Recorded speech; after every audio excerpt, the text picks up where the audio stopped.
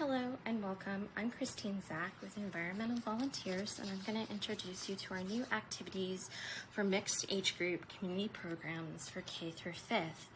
Today we're going to learn about our Snowpack and Pika habitats kits.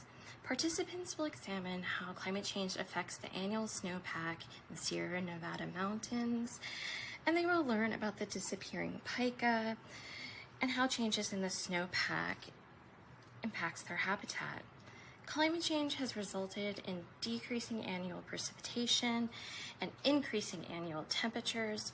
Together, these have dramatically reduced the snowpack in the Sierra Nevada mountains.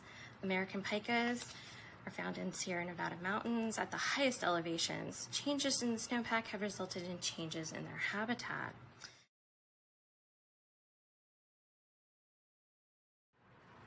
So how do we create engagement with our participants as well as demonstrate how climate change affects all communities, whether they're animal or human? Well, we pick a cute animal. So this is our pika habitats activity. Pika live in the Sierra Nevada mountains, and each participant will get to choose which pika they'd like to be. This is Pepita, the pika, or they can be Petunia, our pika. Each of these little fact sheets tells a little bit about where they live. Petunia lives at Mount Rose. It has her elevation and some information about how she stays warm in the winter and how that connects to the snowpack. It also tells us how far away Petunia lives from Pepita and about how she creates her hay pile. So after picking what pika you'd like to be, each of our participants get 10 coins that represent their hay pile, which is a storage of food for winter as they are under the snow. You get to choose from one of two cards. First card represents their summer and what their summer was like. So, Petunia had a hot summer and she's gonna lose half of her coins. Well, why is that? Well, when it's really hot outside, Petunia, our friend, can't really be out running around in the heat collecting as much food. So she has less food for the coming winter. So next we're gonna look and see, what was our winter like? We had high snow in the winter. So we're only gonna lose a few more coins. So ultimately, this is kind of how our pika fared. So depending upon the scenarios, we have several different ones. Depending upon the number of coins, our pika maybe doesn't have the best success rate. It's not looking like its winter is gonna be well prepared for, even though it should be able to insulate well and get through the winter. So what does that mean? What does that mean for climate change? As we can see, Petunia already lives at 10,000 feet. She's at the top of Mount Rose. So can she go and visit her friends, Pepita, at Mount Pluto? Well, they are about 13 and a half miles away from each other. So that's pretty far. And she probably will have to go through many different valleys and go to lower elevation to get over to that mountain. So that may not actually be the best strategy for Petunia. So climate change is affecting our animal friends as well as us as humans. They're having problems with migration and with finding mates, with collecting food and staying cool in the summer, as well as staying warm in the winter and having enough rain to produce enough plant life to store for the winter.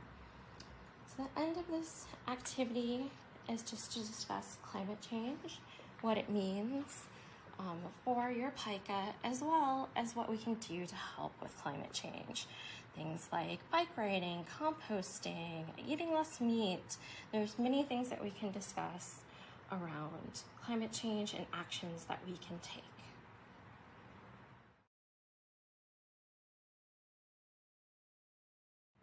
Hello and welcome to our Snowpack activity.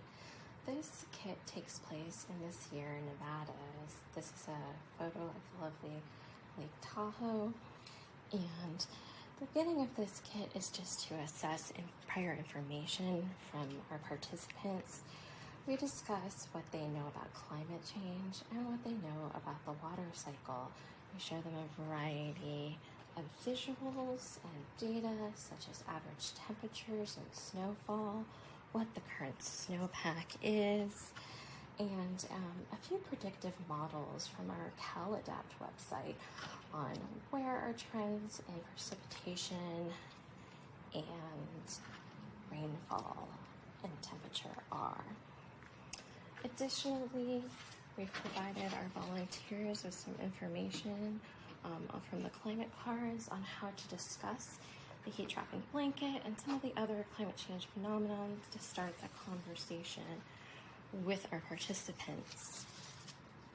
Based on student prior knowledge, we may do basic things like fill in the gaps on when is the rainy season and when is the warm and the cold seasons of the year for the Sierra Nevadas. Additionally, we may talk about how water is stored in the mountains, introducing the topic of the snowpack. We may also discuss where we get our water from and how our water gets to us.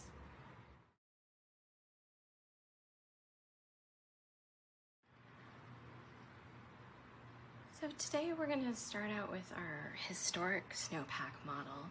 And how we're going to do this is we're going to have a participant pour 1 cup of water into a watering can. This model here represents the snowpack of the Sierra Nevadas. The sponges actually help represent the snow.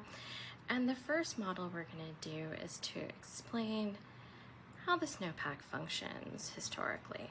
So we just want to water this thing as much as we can. This simulates rain.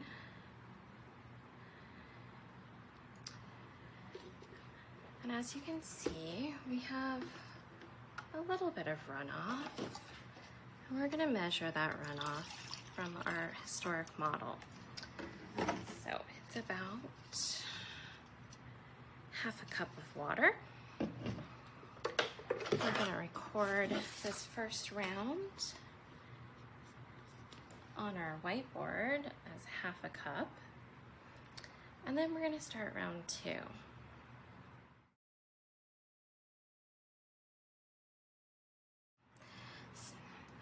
This simulates seasonal snowmelt in our scenario.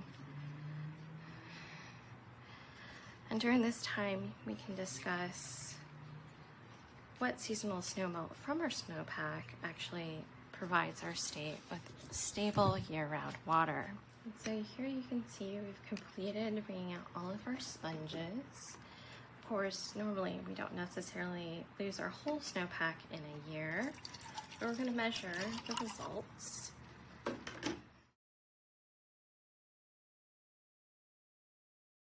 So our last scenario that we are going to discuss is what's currently going on with our snowpack. We know that we are losing our snowpack due to drought, reduced precipitation, and increasing temperatures. So for this model, we're going to remove about half of the sponges that we put in the original model. So it's far less sponges than we had. And you can see how much of it just runs off. Give it a minute to drain, and then we will collect it and record it.